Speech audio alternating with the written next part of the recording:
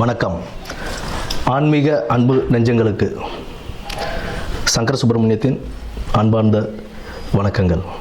இப்போ நம்ம பார்க்க போகிறது மாசி மாதம் பற்றிய ஒரு சிறிய குறிப்பும், பின்னர் அந்த மாசி மாதத்தில் 12 ராசிக்காரர்களுக்கும் எப்படி இருக்குது அப்படின்றத பொறுத்து தான் இப்போ நம்ம பார்க்க போகிறோம். இந்த மாசி மாதம் அப்படின்னு எதுக்கு ரொம்ப சிறப்பு வாய்ந்ததாக இருக்குது அப்படின்னு பார்த்தோம்னா, ஆன்மீகம் மற்றும் தெய்வ வழிபாடுகள், ஆன்மீகம் சார்ந்த எந்த ஒரு காரியங்கள் செய்கிறதாக இருந்தாலும் தெய்வ வழிபாடுகளுக்கு உகந்த ஒரு மாதமாக இந்த மாசி மாதம் ஒரு சிறப்பான மாதமாகவே இருக்குன்னு நம்ம சொல்லலாம். இதில் முக்கியமாக என்ன அப்படின்னு பார்த்தோம்னா, விஷ்ணுபதி புண்ணிய காலம்னு சொல்லுவோம். விஷ்ணுபதி புண்ணிய காலம் அப்படின்றது மாசி 1ஆம் தேதி, அதாவது 13ஆம் தேதி மாசி மாத பிறப்பு அன்னைக்கு நமக்கு பின்னிரவு, அதாவது விடியற்காலை அந்த 1:30 மணின்னு சொல்லுவோம் இல்லைங்களா, 1:30 மணிலேருந்து காலை 10:30 மணிக்குள்ளே விஷ்ணு பகவானை நம்ம வழிபடுறதுனால அந்த நேரத்தில் நம்ம வழிபடும் போது நம்மளுடைய 7 ஜென்ம பாவங்களும் தீரும் அப்படின்றது ஒரு நம்பிக்கையாகவே இருக்குது. நமக்கு மேற்படி செல்வ வளமும் எல்லாமே நமக்கு கிடைக்கும் அப்படின்ற ஒரு இதுவும் உண்டு.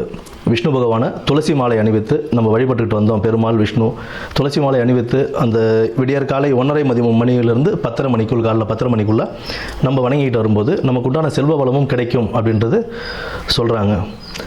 குடும்பத்தில் ஒரு மகிழ்ச்சியும் நிலவும், இருக்கிற பிரச்சனைகள்லாம் படிப்படியாக குறைய ஆரம்பிக்கும்.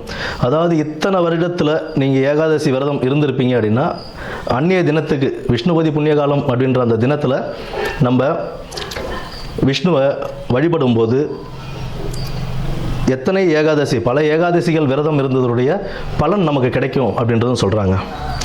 அடுத்தது பார்த்தோம்னா, இந்த மாசி மாதத்திலேயே சிவராத்திரி, மகா சிவராத்திரின்னு சொல்லுவோம். மாசி மாதத்தில் வரக்கூடிய சிவராத்திரியை, அந்த சிவராத்திரி சிவபெருமானுக்கு உகந்த ஒரு தினமாக நம்ம அதை கொண்டாடிக்கிட்டு இருக்கோம், மகா சிவராத்திரியை.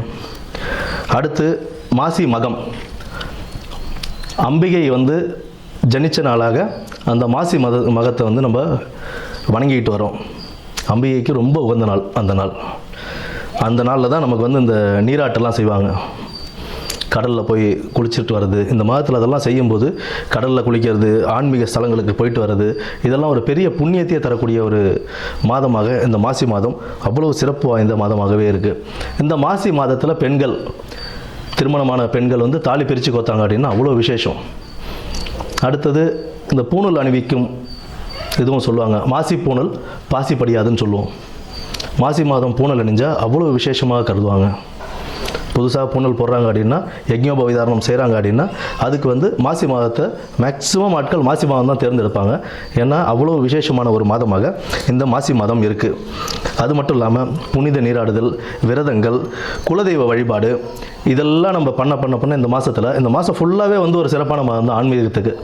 ஆன்மீகத்துக்கும் தெய்வ வழிபாடுக்கும் ரொம்ப ஒரு சிறப்பான ஒரு மாதமாகவே இந்த மாதம் அமையும்.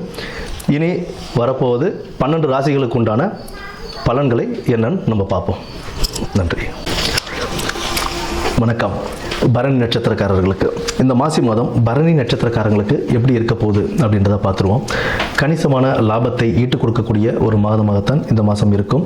தொழிலையும் வியாபாரத்திலையும் சிறு சிறு தடங்கல்கள் ஏற்பட்டாலும் அது உங்களுடைய கடின உழைப்பின் மூலம் முன்னேறி செல்லக்கூடிய நல்ல ஒரு முன்னேற்ற பாதையை அமைத்து கொள்ளக்கூடிய மாதமாக இந்த மாசி மாதம் உங்களுக்கு அமைகிறது.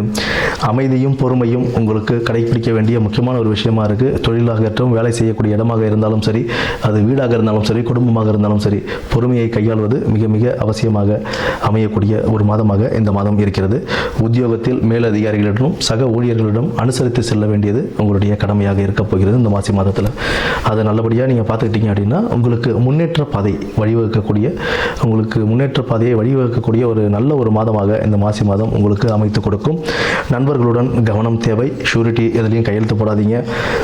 லோன்லேயும் இதுலேயும் ஏதாவது கையெழுத்து கேட்டாங்கன்னு சொல்லி போட்டுட்டு, ஃப்ரெண்ட்ஸு கேட்குறாங்கன்னு சொல்லி போட்டு நாலு பேர் நீங்கள் அவசரப்பட வேண்டாம். அதையும் நீங்கள் பார்த்துக்க வேண்டியது உங்களுடைய கடமையாக இருக்கிறது.